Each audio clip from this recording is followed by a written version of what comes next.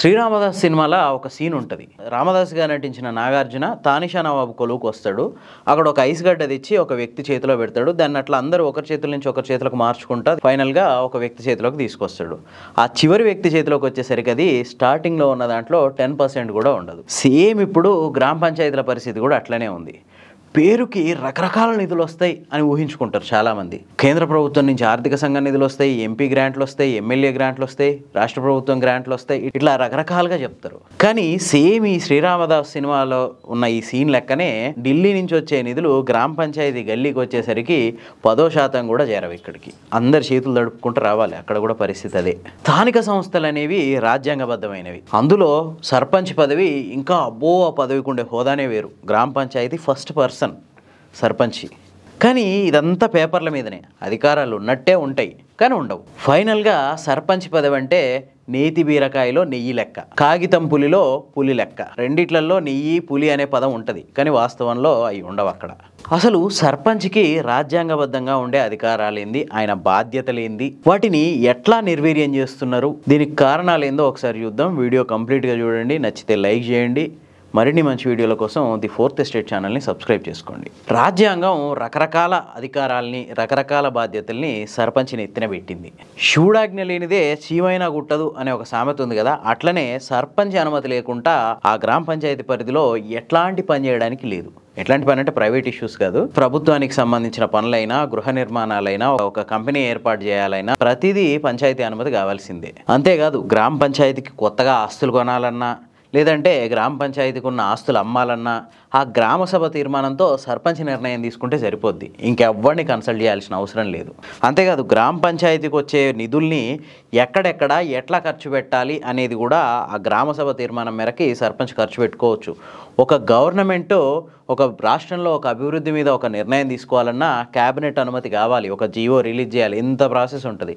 కానీ సర్పంచ్ మాత్రం జస్ట్ ఒక చిన్న గ్రామసభ ఏర్పాటు చేసి అందులో ఎస్ అన్నా అవునన్నా నో అన్నా సర్పంచ్ ఫైనల్ డెసిషన్ తీసుకుంటే సరిపోద్ది. అంతేకాదు ఈ రకరకాల భూసేకరణలు జరుగుతుంటాయి కదా రకరకాల ప్రాజెక్టుల కోసం, ఆ భూసేకరణల కోసం జరిగే ప్రజాభిప్రాయ సేకరణలో కూడా సర్పంచ్దే కీలక పాత్ర. ఇవి సర్పంచ్కి ఉండే అధికారాలు. ఇక బాధ్యతల విషయానికి వస్తే ఫస్ట్ ఊర్లో శానిటైజేషన్ మెయింటైన్ చేయాలి, అభివృద్ధి పనులు చేపట్టాలి, స్కూలు, మురికాలువలు, రోడ్లు, పారిశుద్ధ్యం, ఇంటి పనుల వసూలు, ఇట్లా గ్రామంలో ప్రతి అడ్మినిస్ట్రేటివ్ ఇష్యూ సర్పంచ్ చేతుల మీదంగానే జరగాలి. ఇవి సర్పంచ్కున్న బాధ్యతలు. గ్రామ కంటాలని కాపాడాలి, గ్రామంలో ఉన్న భూముల్ని కాపాడాలి, ఇట్లా రకరకాల అధికారాలు ఉన్నాయి, బాధ్యతలు ఉన్నాయి. మనం ఏదో అనుకుంటాం సర్పంచ్ అంటే అవినీతికి మారిపోయారు, ఊర్లలో ప్రతి ఒక్కరు సర్పంచ్ తిట్టే వాళ్ళు ఉంటారు, ఎదురుగా పొగిడి చాటుకెళ్ళి తిట్టే వాళ్ళు ఉంటారు.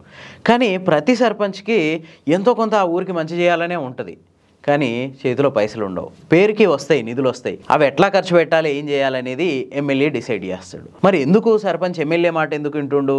అక్కడ కూడా పెద్ద తిరకాసు ఉంది. ఎట్లయితే అధికారాలు ఇచ్చిర్రో, ఎట్లయితే బాధ్యతలు ఇచ్చిర్రో, ఆ బాధ్యతలు నెరవేర్చినప్పుడు అనర్హత వేటు వేసే అధికారం కూడా జిల్లా కలెక్టర్కి ఉంటుంది. ఆ పంచాయతీ ఏ జిల్లాలో అవుతుందో ఆ జిల్లా కలెక్టర్కి ఉంటుంది. కలెక్టర్లు అంతిమంగా ఎవరి మాట వింటారు? ప్రభుత్వం మాట వింటారు. ప్రభుత్వానికి నివేదికలు ఎక్కడి నుంచి వస్తాయి?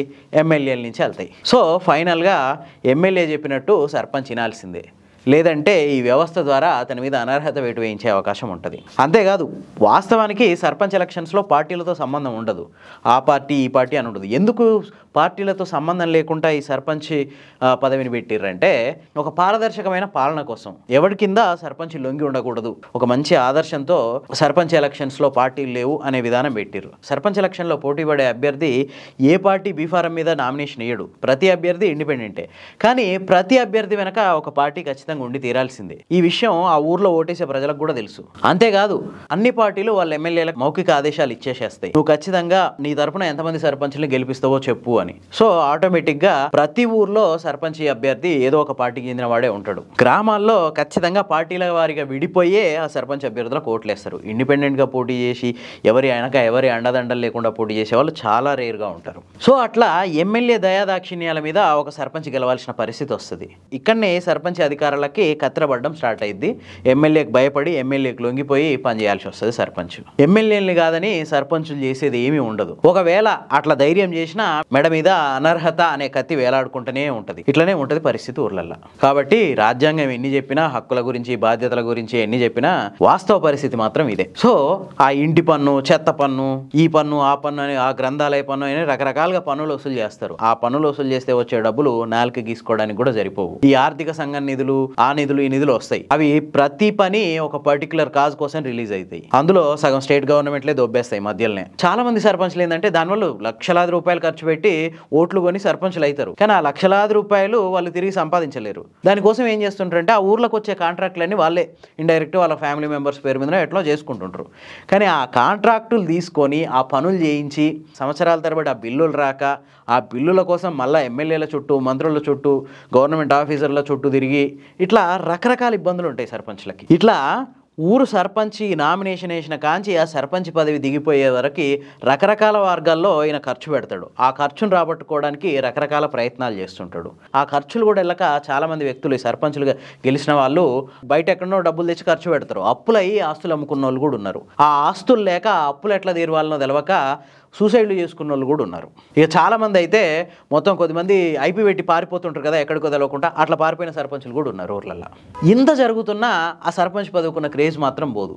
ఎందుకంటే ఫస్ట్ పర్సన్, గ్రామానికి ఫస్ట్ పర్సన్. ఆ ఫస్ట్ పర్సన్ అనే పేరు కోసం చాలామంది తాపత్రయపడుతుంటారు. సర్పంచ్ అనేటోడు ఊరినే కుటుంబంగా భావించాలి. ఇంట్లో పెళ్ళాం పిల్లలు పస్తులున్నా, వాళ్ళకి తిండున్నా లేకున్నా బయటికి మాత్రం కద్దరు బట్టలు వేసుకొని రావాలి. మీసాలకు సంపెంగనూనె రాయాల్సిందే, అందరితో కలుపుకోలుగా మాట్లాడాల్సిందే. ఆ ఫస్ట్ పర్సన్ అనే పేరు కోసమే ఊళ్ళో చాలామంది బలిసినోళ్ళు, కొన్ని సంవత్సరాల తరబడి, కొన్ని దశాబ్దాల తరబడి రాజకీయాల్లో ఉన్నోళ్ళు, అంతో ఇంతో వెనకేసుకున్నోళ్ళు ఈ సర్పంచ్ పదవి కోసం ఏకగ్రీవాలు చేసేందుకు రకరకాల ప్రయత్నాలు చేస్తుంటారు. మరి ఎట్లా ఈ పరిస్థితి ఎట్లా మారాలి? సర్పంచ్ అనేవాడు నీతిగా, న్యాయంగా గెలిచి ఆ పంచాయతీకి ఎంతవరకు వనరులు ఉన్నాయో అంతవరకే చూసి ఖర్చు పెట్టాలంటే ఏంది పరిస్థితి అంటే ఖచ్చితంగా ప్రజల్లో చైతన్యం రావాలి. ఇప్పుడు జరుగుతున్న పంచాయతీ ఎలక్షన్లలో చూస్తే చాలా ఊర్లలో, ప్రధానంగా ఏకగ్రీవమైన ఊర్లలో చూస్తే ఒక గుడి కడతామని హామీ ఇస్తే ఏకగ్రీవం చేసేయడము, లేదంటే ఇంకేదో మీకు ఇది ఇస్తాం, మీకు అది ఇస్తాం, ఇట్లాంటి తాయిలాల కష్టపడుతున్నారు. చాలామంది అయితే ఏకంగా బీమాలు చేయిస్తాం, 5 లక్షల రూపాయలు, ఏవో రకరకాల హామీలు ఇస్తున్నారు. జనం ఇవన్నీ నమ్మొద్దు. ఎందుకంటే ఒక్కసారి ఓటేసే ముందు ఒక్కసారి బేరీ చేసుకోండి. మన పంచాయతీకి వచ్చే ఆదాయం ఎంత, ఆర్థిక సంఘం నిధులు ఎన్ని వస్తున్నాయి, స్టేట్ గవర్నమెంట్ గ్రాంట్స్ ఎన్ని వస్తున్నాయి, గతంలో ఎమ్మెల్యే ఎన్ని నిధులు ఇచ్చిండు, ఎంపీ ఎన్ని నిధులు ఇచ్చిండు, ఇట్లాంటివన్నీ బేరీజ్ వేసుకొని ఎంతవరకు సర్పంచ్ అభివృద్ధి చేయగలుగుతాడు, దానికి దగ్గరగా ఎవరైతే హామీలు ఇస్తున్నారో వాళ్ళకే ఓట్లేయండి. ప్రధానంగా ఓటుకు నోటు తీసుకోవడం మానేయాలి. అప్పుడు సర్పంచ్ న్యాయంగా పనిచేయడానికి అవకాశం ఉంటుంది.